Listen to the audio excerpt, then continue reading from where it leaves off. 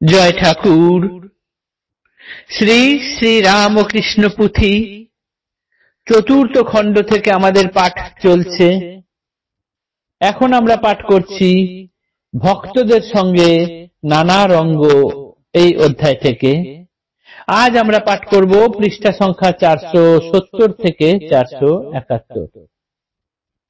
গত দিনের পাঠে আমরা দেখেছি ভক্তদের সঙ্গে শ্রী প্রভু নানা রঙ্গ করছেন।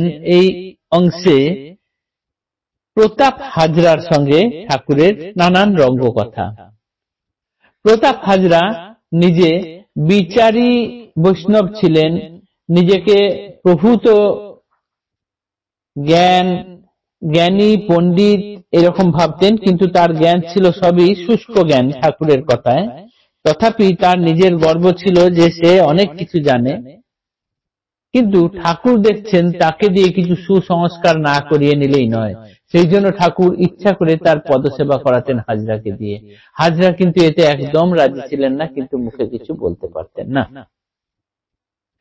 এইরকম ভাবে ঠাকুরের অভ্যাস ছিল যে দুপুরে আহারের পর একটু বিশ্রাম নেওয়ার সময় কেউ যদি পা টিপে দেন তো ঠাকুরের ভালো লাগে।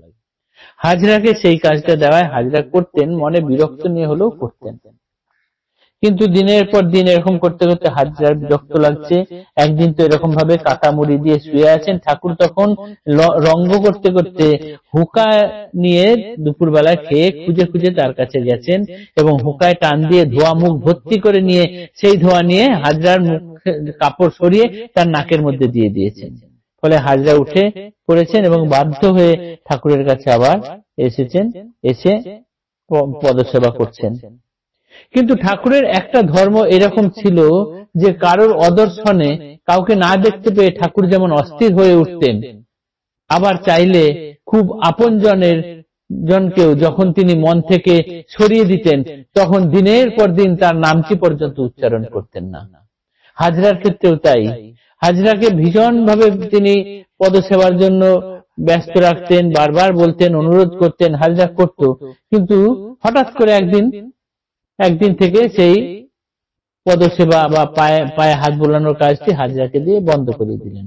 তার জায়গায় রাখাল, হরিশ এবং লাটু এই তিনজনা সেই কাজটি পালন করতেন।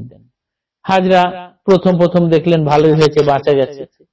কিন্তু যত দিন যায়, আজকে যে অংশ আমরা পাঠ করব সেই অংশে এইটি আছে, যত দিন যাচ্ছে হাজরা দেখছে তাকে তো ডাকছে না ঠাকুর, আরো দিন যায় তাকে তো ডাকে না।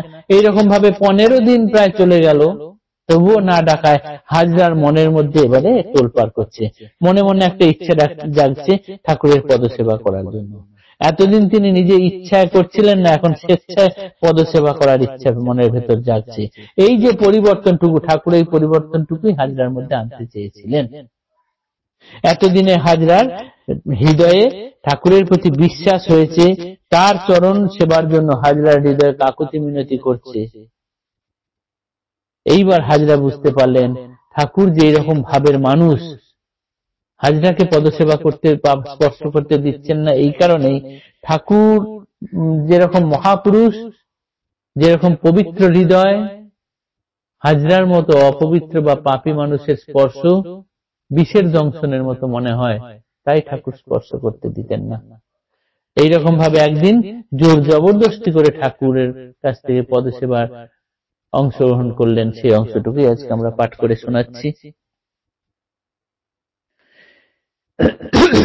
ঠাকুর তো প্রথম হাজরার নামও উচ্চারণ করলেন না। এইভাবে 15 দিন যায়। এক পক্ষাধিক প্রায় গত এরকমে উপজিল ছন্দ এক হাজরার মনে, স্বেচ্ছায় সেবিতে পদ একদিন যায়, অতীব নারাজ তাহে হইলা প্রভুরায়, পরশিতে কোনো মতে না দেন চরণে, ক্ষুণ্ণ মন হইয়া ফিরিল নিজ স্থানে, পরদিন মনে মনে যুক্তি করিল সার, ছিনিয়া সেবিবে ভাগ্যে যা হোক আমার। এত ভাবি ধীরে ধীরে মন্দিরে গমন, দেখিলা শয্যায় প্রভু আশ্চর্য কখন, কেহ নাহি সন্নিকটে শ্রীমন্দিরে একা, বালা পোষে পা হইতে বুকটক ঢাকা, ভাগ্যবান পুণ্যবান প্রতাপ হাজরা, ধরি ধরি করে প্রভু নাহি দেন ধরা। পাটোয়ারি বুদ্ধি তার ঘটে বিলক্ষণ, সেই হেতু নাহি হয় অভীষ্ট সাধন। কখনো সন্দেহ করে কখনো বিশ্বাস, এই দোষে নাহি আর পুরে অভিলাষ। এখন বিশ্বাস হৃদে বহে বলবতী, চরণ সেবিতে করে কাকুতি মিনতি।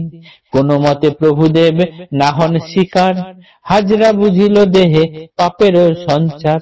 মহাপুরুষের দেহ পবিত্র পরম, পাপীর পরশ লাগে বিষের মতন। সেই হেতু নিবারণ শ্রীপদ শ্রীঅঙ্গ পরশে, সেই হেতু নিবারণ শ্রীঅঙ্গ পরশে। করিব উপায় আজ পাপের বিনাশে, গঙ্গা মাটি ভক্ষণ একাগ্র মনে জপ।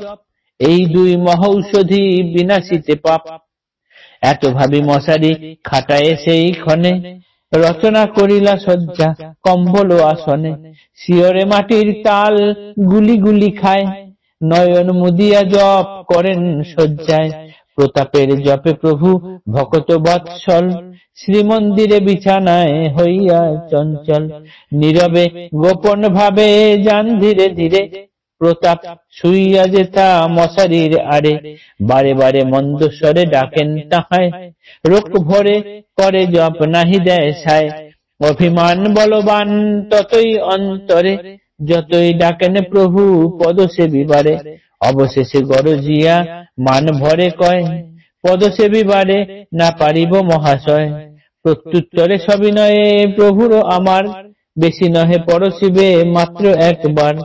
অন্তরে অপার তুষ্ট বাহ্যে কোপ করি, মন্দিরে প্রভুর পিছে যায় ধীরে ধীরে। সুভাগ্য হাজরা চাষা মহাপুণ্যধর, ঈশ্বরের সেবা করে খাটের উপর। ত্রিদশ ঈশ্বর যাহা ছুঁইতে না পায়, হাজরার পদরজ এ অধম চায়। অতি অল্পক্ষণ মধ্যে কন গুণমণি, পরিতৃপ্ত সেবায় সন্তুষ্ট এবে আমি। আমার শয্যায় তুমি করহ আপন শয্যায় তুমি করহ গমন, হাজরা বলেন নাহি ছাড়িব চরণ। সত্য মানি আপনার পরিতৃপ্ত বটে, না হইলে মোর তৃপ্তি কোন শালা উঠে। আটিয়া চরণ দুটি করে আকর্ষণ, যতই করেন প্রভু তারে নিবারণ। নরলীলা ঈশ্বরের অপূর্ব ভারতী, শুনিলে শ্রীপদে মিলে বিমল ভকতি। হাজরার সঙ্গে সদা খেলেন গোসাই, বিশ্বাস অন্তরে কিন্তু নাহি পায় ঠাই। এই হাজরার এই অংশটুকু আজ পাঠ করলাম। হাজরার মন যখন উতলা হয়ে উঠেছে ঠাকুরকে স্পর্শ করার জন্য, অথচ ঠাকুর স্পর্শ করতে দিচ্ছেন না, তখন হাজরা বুঝতে পারলেন যে তার শরীরে পাপ আছে। এই পাপ বিনাশের জন্য তিনি নিজেই দুটি পথ অবলম্বন করলেন। এক হচ্ছে গঙ্গা মাটি ভক্ষণ এবং এক মনে জপ। তাই তিনি কি করলেন, এক নির্দিষ্ট জায়গায় গিয়ে খাটিয়ার মধ্যে মশারি টাঙিয়ে কম্বল পেতে নিজের শয্যা রচনা করলেন এবং তার মাথার গোড়ায় গুলি গুলি করে গঙ্গা মাটি রাখলেন। সেই গঙ্গা মাটি একটু একটু খাচ্ছেন আর এক মনে জপ করে যাচ্ছেন। এই জপে ঠাকুর কিন্তু চঞ্চল মনা হয়ে উঠেছেন। তিনি সেই ভক্তের কাছে গুটি গুটি পায়ে এসে খুঁজে খুঁজে এসেছেন কোথায় হাজরা শুয়ে আছে। দেখছেন, ডাকছেন অল্প অল্প স্বরে, আস্তে আস্তে ডাকছেন হাজরাকে। হাজরা শুনতে পাচ্ছে কিন্তু সে জবাব দিচ্ছে না, উত্তর দিচ্ছে না। তারপরে অনেক ডাকার পরে যখন ঠাকুর তাকে ঠেলে ধরে ধাক্কা দিচ্ছেন, তখন তিনি মনে মনে সন্তুষ্ট হয়েছেন, কিন্তু মুখে বলছেন তোমার ওই পদসেবা করতে পারবো না বাবা। ঠাকুর বলছেন না করবি না করবি, একবার অন্তত স্পর্শ কর। অর্থাৎ তার মন যেটি চাইছে ঠাকুর সেটি বুঝতে পেরেছেন, পেরে তাকে সেইটি দিতে চাইছেন।